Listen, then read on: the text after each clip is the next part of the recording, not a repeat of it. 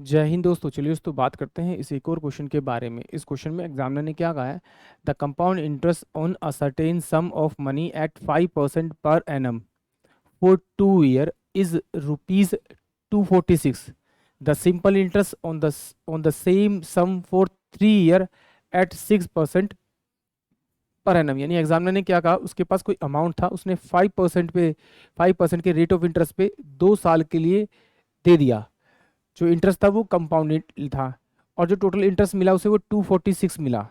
अब एग्जामिनर पूछ रहा है कि उसी अमाउंट को यदि वो सिंपल इंटरेस्ट पे दे, 3 साल के लिए दे, तो उसको कितना इंटरेस्ट मिलेगा। तो चलिए इस क्वेश्चन को एक बार हैंडल करते हैं। जरा पहले इसको देखिए, ये 5% दे रखा है, तो 5% को लिख सकता हूँ मैं 5/100। तो ये 5 दूनी 10 यानी कि 20।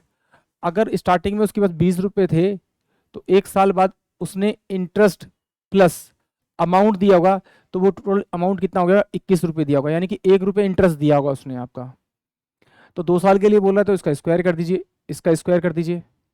जब इसका स्क्वायर करेंगे तो ये 400 आ जाएगा आपका, कि उसके 400 रुपये थे और टोटल अमाउंट कितना हो गया, 441 हो गया उसका आपका।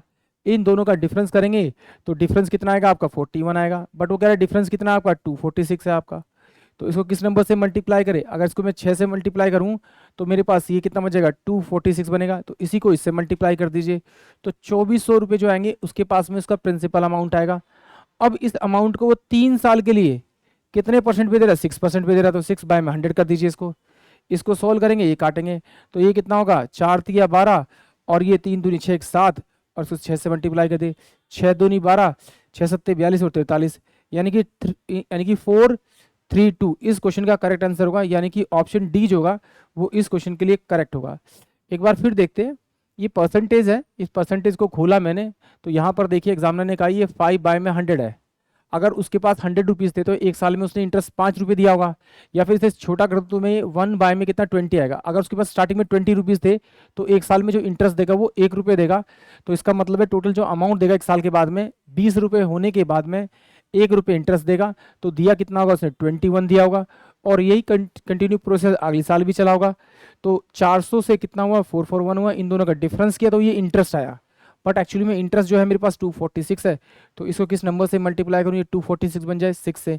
तो उसी से इस अमाउंट को मल्टीप्लाई कर दीजिए, आपका प्रिंसिपल अमाउंट आ जाएगा। और प्रिंसिपल अमाउंट का 3 ईयर इंटू में 6/100 निकालेंगे तो आपका क्या आ जाएगा, ये आपका आ जाएगा जो एग्जामिनर ने इंटरेस्ट पूछा है 3 साल का सिंपल। चलिए एक बार और देखते हैं इसको। अगर इससे नहीं करते तो हम किस तरीके से करते हैं, 100 मान के करते हैं। एक बार देखते हैं जरा। अगर माना कि उसके पास में 100 रुपीज़ थे और उसने क्या किया, 2 साल के लिए दिया।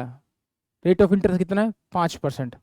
तो इस पे यानी कि 5 रुपये इंटरेस्ट दिया होगा, इस पे कितना दिया होगा उसने, फिर 5 रुपये इंटरेस्ट दिया होगा। इसका 5% निकालेंगे तो 0.25 दिया होगा। इन सबको मैं जोड़ूंगा तो 10.25 हो जाएगा। और एग्जामिनर कह रहा है कि नहीं, ये जो अमाउंट है वो कितना है मेरे पास में, 246 है। तो इसको अगर 24 से आप मल्टीप्लाई करेंगे तो यही अमाउंट आएगा। इसको आप 100 से मल्टीप्लाई कर दीजिए, यानी कि 2400। तो प्रिंसिपल अमाउंट आ गया। रेट ऑफ इंटरेस्ट 6/100 आएगा आपका।